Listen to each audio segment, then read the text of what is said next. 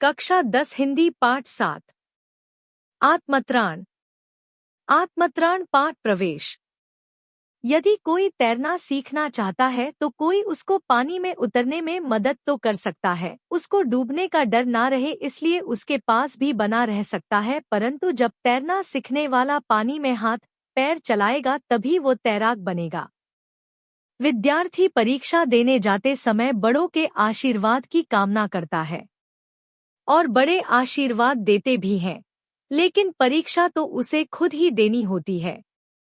इसी तरह जब दो पहलवान कुश्ती लड़ते हैं तब उनका उत्साह तो सभी लोग बढ़ाते हैं, जिससे उनका मनोबल अर्थात हौसला बढ़ता है, मगर कुश्ती तो उन्हें खुद ही लड़नी पड़ती है।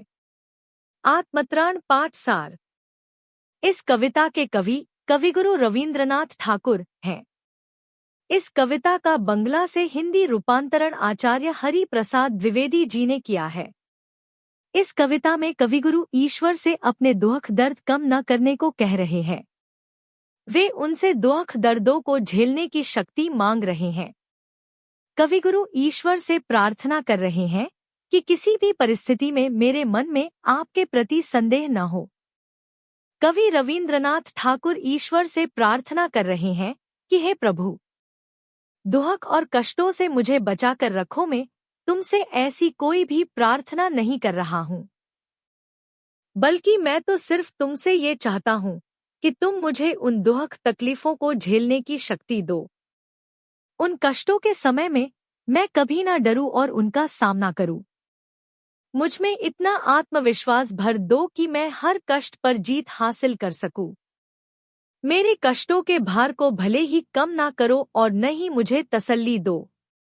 आपसे केवल इतनी प्रार्थना है कि मेरे अंदर निर्भयता भरपूर डाल दे, ताकि मैं सारी परेशानियों का डटकर सामना कर सकूं। सुख के दिनों में भी मैं आपको एक क्षण के लिए भी ना भूलूं, अर्थात हर क्षण आपको याद करता रहूं। दुख से भरी रात में भी अगर कोई मेरी मदद न करे तो भी मेरे प्रभु मेरे मन में आपके प्रति कोई संदेह न हो, इतनी मुझे शक्ति देना। आइए अब पाठ में कुछ शब्दों के अर्थ जानते हैं। करुणामय, दूसरों पर दया करने वाला। दुख ताप कष्ट की पीड़ा। व्यथित दुखी। चित्त हृदय। सांत्वना तसल्ली। पौरुष पराक्रम। त्राण भय से छुटकारा। अनुदिन प्रतिदिन। तरने पार लगने। अनामय स्वस्थ। अनुनय प्रार्थना। वहन भार उठाना।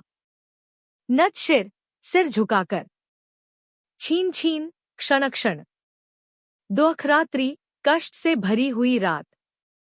वंचना धोखा। निखिल संपूर्ण। मही धरती।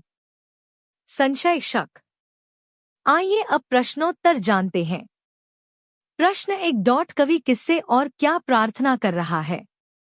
उत्तर: कवि ईश्वर भक्त है, प्रभु में उसकी गहरी आस्था है, इसलिए कवि ईश्वर से प्रार्थना कर रहा है कि वह उसे जीवन रूपी मुसीबतों से जूझने की, सहने की शक्ति प्रदान करे तथा वह निर्भय होकर विपत्तियों का सामना करे, अर्थात विपत्तियों को देखकर डरे नहीं, घबराए नहीं।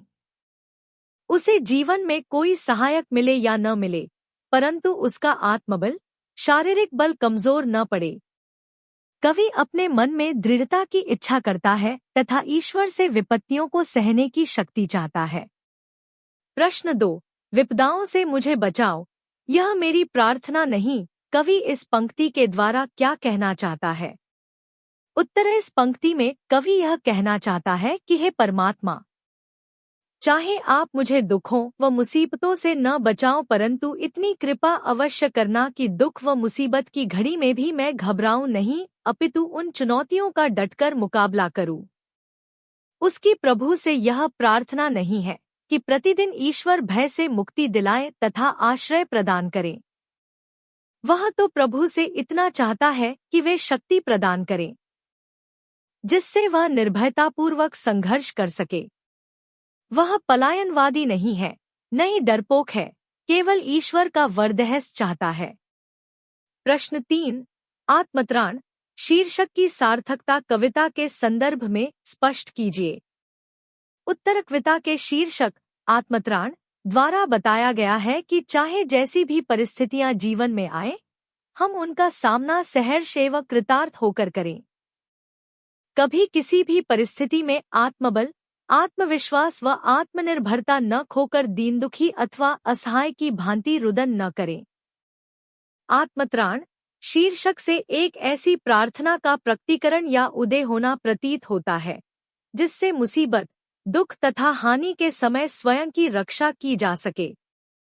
इसके लिए आत्मविश्वास और प्रार्थना दोनों से ही बल मिलता है और स्वयं की रक्षा होती है, इसलिए इसका शीर्षक आत्मत्राण रखा गया है।